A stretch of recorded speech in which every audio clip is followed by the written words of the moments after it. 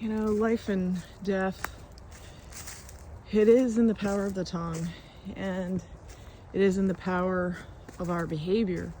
What we choose to do or not do brings us closer to life or to death. And, you know, how we eat brings us closer to life or to death. Are we getting fitness in? Are we lounging on the couch? It brings us closer to life or death. Are we doing our homework, whatever that might be, meaning whatever lesson of life that you're in, are you doing your homework? You know, are you being obedient to overcome the struggles that is the lesson for you to overcome? Are you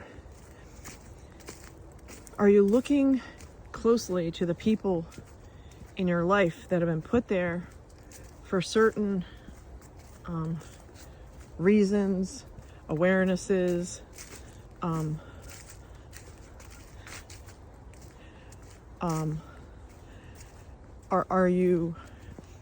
are you still, like, are you paying attention enough to know that certain people were put in your life for you to have certain awarenesses?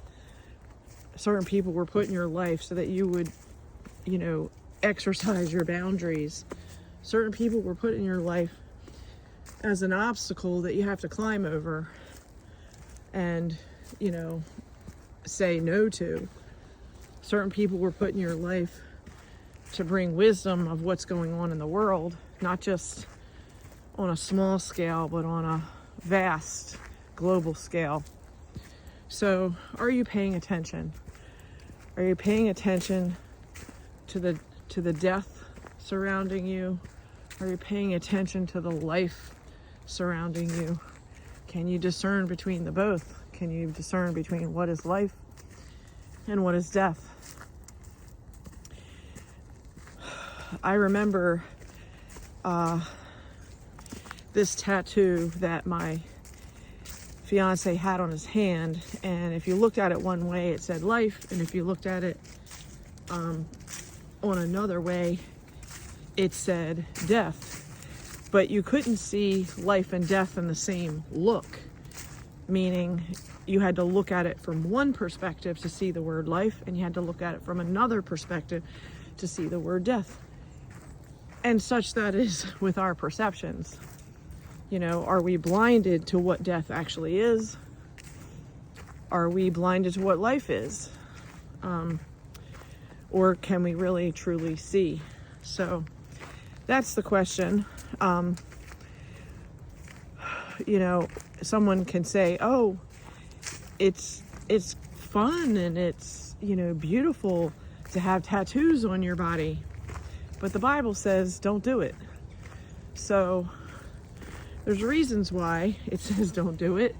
But if you go against those reasons, you may think that something that has a positive image may bring good things because it has a positive image. But that is not necessarily so. You know, ink in your body changes your blood chemistry. And, you know, the more tattoos you have, the more challenges you're going to have in your blood chemistry. And, you know, this is true. Look it up. Do your research. And in the end, if you look at a lot of addicts who have, you know, made a spectacle of themselves with all of the tattoos and piercings and things that they have wanted to, you know, put on their body. You know, if you look at many of their medical histories, you will see that they had compromising systems, compromising immune systems, compromising blood, compromising just multiple problems as a result because it changed the body chemistry. Add drugs to that too, and you're going to get not a nice cocktail. It's going to be a deadly cocktail, which is going to result in death. But even when people stop drinking or stop doing drugs, their body still continues to break down from the things that they put into their body at an earlier point in their life. So you don't just get a get out of jail pass, meaning you're still going to have to deal with the consequences of what you did to your body in the past. And are there some things that are manageable? Yes. But there's some things that when you do stupid stuff, you can't undo them. And yes, there may be certain techniques and certain methods that say, oh, you can remove a tattoo, but you've already put those chemicals in your bloodstream and they're already in your blood. So when people look at you and they come to like you, and even if you are, quote, a person who has changed their ways, but your body physically still shows examples of your past, of your bad decisions, sometimes you can be misleading to someone who meets you for the first time because they're looking at those tattoos, they're looking at your physical appearance, and they're thinking that you chose to do those things and that those things are okay. And if they like the positive things that you're saying, and then you have this outward appearance of tattoos, then all of a sudden people in your congregation might all go out on binges to get tattoos because they like your preaching. But the reality is, if you're not making it clear that that was a bad idea, then you could definitely be leading people astray. And this is, how people have a first perception, a first impression, and what that does. So,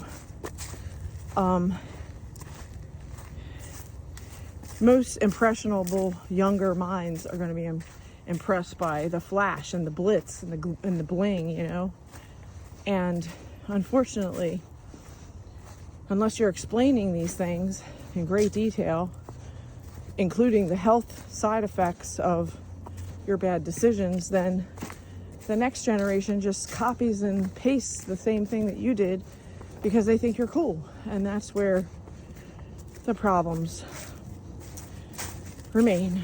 So just sometimes it's a sad story because people only want to see what they want to see, and they don't want to see that sometimes, again, just go back to the Bible. The Bible makes it clear. Do not have tattoos. Do not put a graven image. And if you look back to the historical times of when they did brand a person or brand an animal, it was not for a positive reason. And yet, people want to believe what they believe. So just encourage you to read your Bible. That's it. My message is always the same. Get right with God. Read your Bible. When you do that, a lot of things just make perfect sense. But if you're not reading it and you don't have a personal relationship with God, then you think I'm the crazy person. And that's okay. I'm used to it. But, I am actually trying to help you. I am actually trying to help you see the light. But if your eyes are closed, basically you're blind. So the encouragement is read your Bible, have a personal relationship with God, get to know who God is, what he expects, and then don't do the stupid things that he said not to do. It's kind of simple. Follow the 10 Commandments, get to understand what the 10 Commandments are, and don't be a jerk, So All right. Have a good one.